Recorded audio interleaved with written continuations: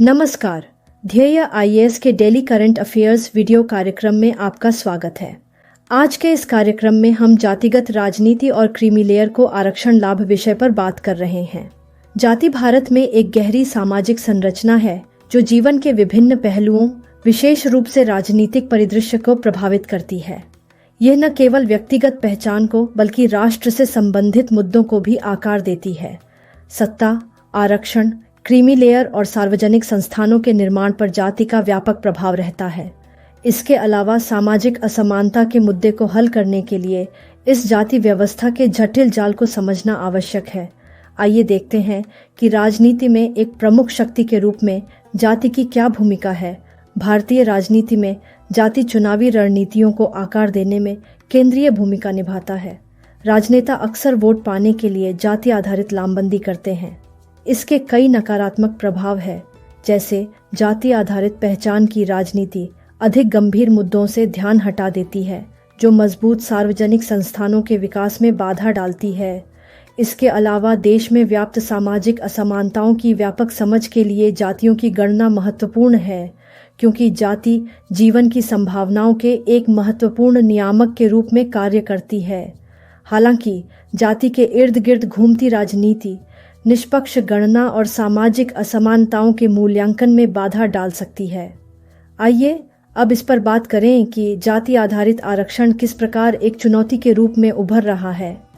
संविधान निर्माण के समय अनुसूचित जातियों, अनुसूचित जनजातियों और पिछड़े वर्ग के नागरिकों के लिए संवैधानिक प्रावधान गांधी-अम्बेडकर समझौते के आधार पर बनाए गए थे, जिसमें सशक्तिकरण के रूप में आनुपातिक प्रतिनिधित्व पर जोर दिया गया था। उम्मीद थी कि इस तरह की रणनीति सामाजिक गतिशीलता को बढ़ावा देगी, जिसमें लाभार्थी अपने समुदायों के लिए एक आदर्श के रूप में कार्य करेंगे। हालांकि अनुसूचित जाति, अनुसूचित जनजाति वर्ग के नेता अभी तक अपेक्षित काम नहीं कर पाए हैं। इसके अलावा ओबीसी, एससी और एसटी श्रेणियों के भीतर ज्यादातर आरक्षण लाभ क्रीमी लेयर को ही प्राप्त होते हैं, जिससे अधिक उत्पीड़ित और वंचित जातियों एवं उपजातियों को व्यापक श्रेणियों के भीतर विशेष कोटा की मांग करनी पड़ रही है। परिणाम स्वरूप नवीन जातियों को आरक्षण में शामिल करने की मांग को छोड़ दिया गया और एससी या एसटी श्रेणी में पुनर्वर्गीकरण का मुद्दा तेजी से उभर रहा है। आइए अब ये समझें कि क्रीमी लेयर का उदय किस प्रकार हुआ। राज्य स्तर पर महत्वपूर्ण प्रभाव रखने वाली प्रमुख जातियों को प्राप्त आरक्षण से क्रीमी लेयर वर्ग का उदय हुआ है। इन वर्गों में ज्यादातर ऐसे व्यक्ति हैं जो आरक्षण के लाभों से समाज के निम्न और जरूरतमंद वर्गों को वंचित कर हैं। मंडल आयोग ने भी अनुसूचित जाति श्रेणी के भीतर क्रीमी लेयर वर्ग के उद्भव का संकेत दिया था। अतः सामाजिक असमानता को प्रभावी ढंग से दूर करने के लिए एक ईमानदार मूल्यांकन और सुविचारित रणनीति की आवश्यकता है, जो क्रीमी लेयर के उदय पर ध्यान केंद्रित कर सके। जिन जातियों और समुदायों को आरंभ में आरक्षण से लाभ हुआ, उन्होंने पर्याप्त सामाजिक और सांस्कृतिक पूंजी जमा कर ली और अधिकारों पर एकाधिकार कर लिया।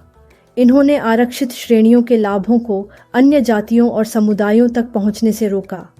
हार्वर्ड के सूरज येंगड़े ने अपने लेख बताया है कि अधिक सफल दलितों ने सामाजिक न्याय के व्यापक उद्देश्य को नष्ट कर दिया है। क्रीमी लेयर वर्ग का निर्माण विशेष रूप से अनुसूचित जाति श्रेणी के भीतर सामाजिक असमानताओं को प्रभावी ढंग से संबोधित करने में एक महत्वपूर्ण चुनौती प्रस्तुत करता है। भारत में परिवार और जातिगत संबंध सामाजिक और आर्थिक असमानताओं को बढ़ाने में महत्वपूर्ण भूमिका निभाते हैं। परिवार को महत्व देने की भारतीय परंपरा पश्चिम की तुलना में अधिक मजबूत और स्थायी है। यहाँ भाई भतीजावाद एक गंभीर मुद्दा है। भारत में परिवार का प्रभाव राजनीति तक फैला हुआ है। राजनेता और लोक सेवक अक्सर सार्वजनिक हित पर पारिवारिक दायित्वों को प्राथमिकता देते हैं और यह व्यवहार सामान्य प्रतीत होता है। परिणामतः राजनेताओं के परिवार के सदस्य अपनी सामाजिक पूंजी का लाभ उठाते हुए व्यापार और अचल संपत्ति में खूब लाभ कमाते हैं।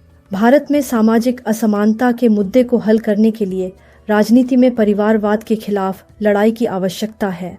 सामाजिक असमानता का एक कट्टरपंथी समाधान उन संस्थानों को खत्म करना है जिनके कारण अभिजात्य वर्ग कायम है।